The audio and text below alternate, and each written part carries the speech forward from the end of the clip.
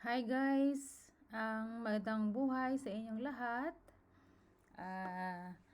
Today, in this video, um, tuturo ko po sa inyo yung tutorial video tungkol sa paano po ba tayo mag-load sa ating Neuracast. So, paano po ba nating lalagyan ng laman ang ating Neuracast, hindi po ba?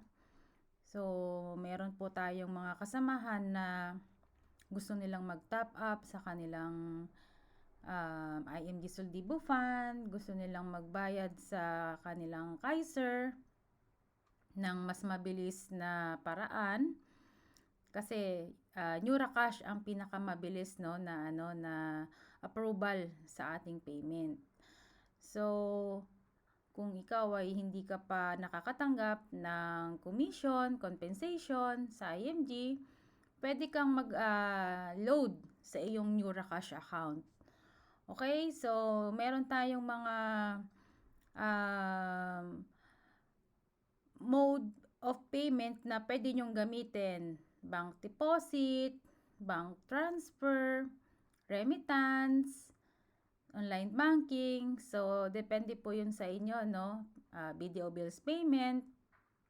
But this time, ang ituturo ko po sa inyo is using bank deposit or online bank transfer sa gamit ang bank account ng IMG. Okay? So, International Marketing Group. So, sa nakikita nyo po sa screen ninyo, kahit na anong bangko po dito, pwede nyong gamitin. Pwede kayong mag-deposit. Okay? So, kung meron kayong mga online bank transfer, online banking sa mga bangko na to is pwede rin. So, it's better na kung ang inyong online bank transfer or ang inyong online bank is isa sa mga bangko na ito, mas maganda na yun na lang po yung gagamitin nyo. No? Like, or meron kayong BDO Online Bank, meron kayong Union Bank Online Bank, PNB, Metrobank, BPI, Land Bank, or kung pupunta po kayo sa mga branches ng bangko, piliin nyo po kung ano yung mga designated na na bank natin, okay? So, sa case ko, ang ginamit ko ay Union Bank, okay? Kasi meron akong online banking na Union Bank. So, dito po ako nag-transfer sa bank account ng International Marketing Group na Union Bank. Okay?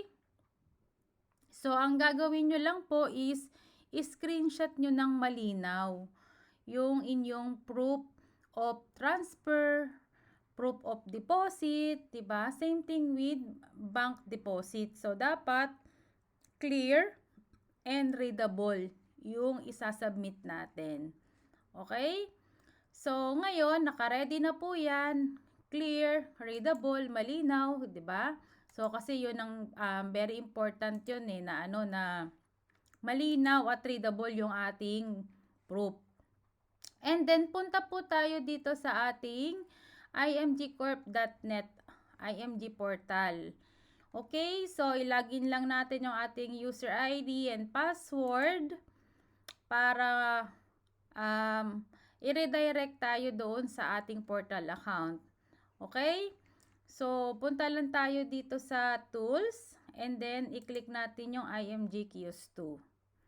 So, pag-click natin ng IMG Kiosk 2, redirect tayo dito sa ating Windows ng IMG Kiosk 2. So, nakikita nyo po dito may 2 siya na nakalagay. And then, mag-login po kayo ulit.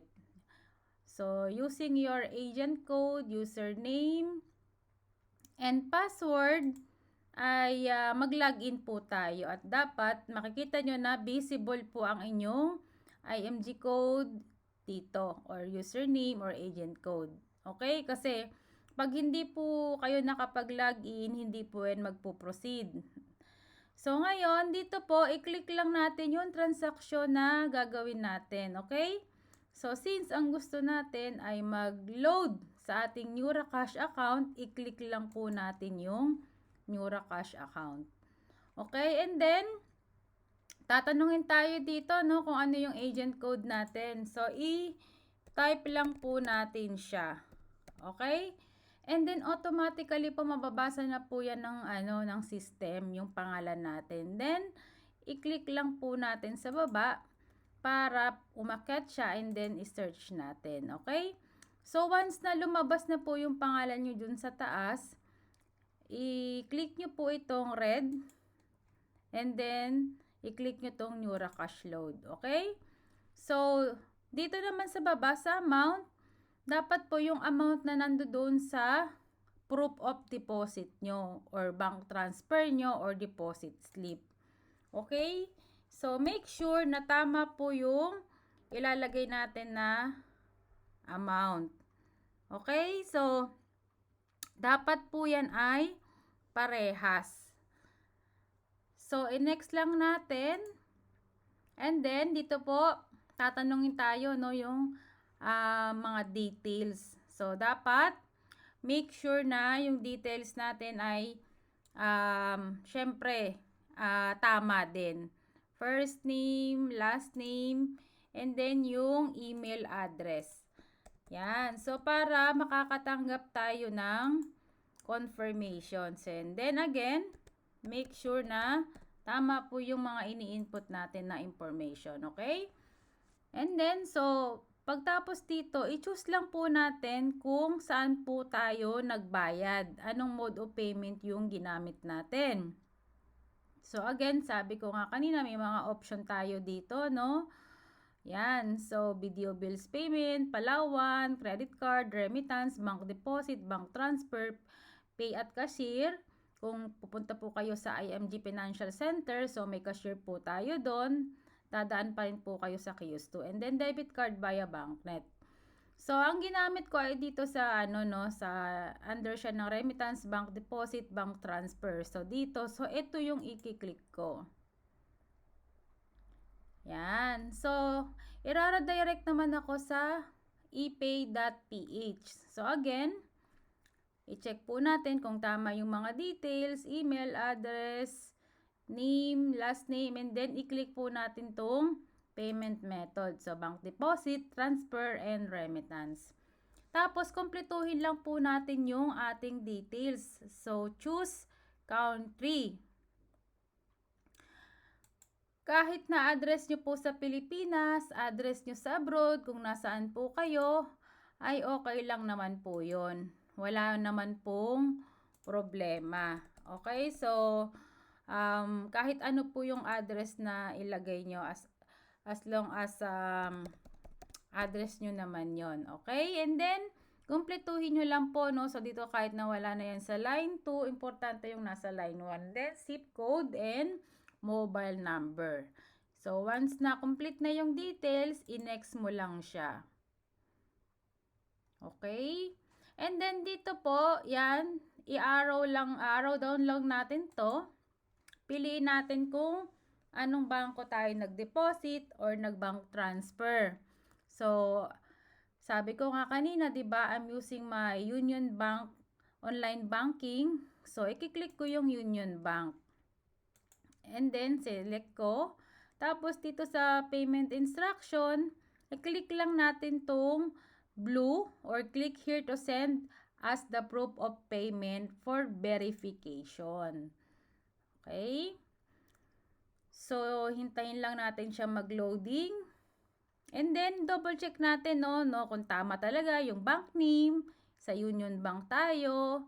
'Di ba? So, ito ipapakita ko.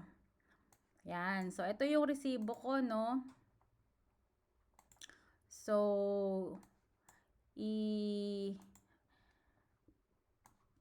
lalagay ko yung details niya. So, Union Bank. And then, yung account number na pinagdepositohan ko, i-check nga natin kung tama. So, dito guys, very important na parehas sa resibo at yung ilalagay natin dito, no? So, yung proof of deposit po natin, dapat lagi yan may date and time. Kasi yun ang importante dahil doon po nila binibase yung verification. 'Di ba? Doon nila i-verify yung bayad natin. So dito po, ito po ay susundin natin yung nakalagay dito sa proof. Okay? So yung date is May 7. Yan, and then yung time nakalagay dito 03/4036. Okay? And then dito po yung amount. Yan. So 50,000 parehas. I-select lang natin yung file. So sinave na natin kanina, no, kung yung ating proof of payment. So hahanapin lang natin siya kung saan natin siya sinave. Okay? And then click natin. Tapos hintayin lang natin siyang maging visible dito. Yan, sa baba, 'di ba? Nakita nyo na siya. So nandito na yung ating proof, and then isasubmit lang natin siya. Okay? So kita nyo na dito, no? Sinabi, your payment is under verification. It will take a few banking days to confirm your payment. We will email you once the verification is done. So, yun. Hintayin nyo na lang po yung yung email sa inyo na under verification, yung resibo na in-upload nyo. And then, after nyan, hintayin nyo rin yung approval. Diba? So, yun po yung yung katunayan na successful yung transaction na ginawa nyo. And then maghihintay lang po kayo hanggang 2 to 3 weeks. So pagka bank deposit kasi at saka online bank transfer, medyo natatagalan tayo ngayon, no, na dumating doon sa sa account natin sa ating NeuraCash portal.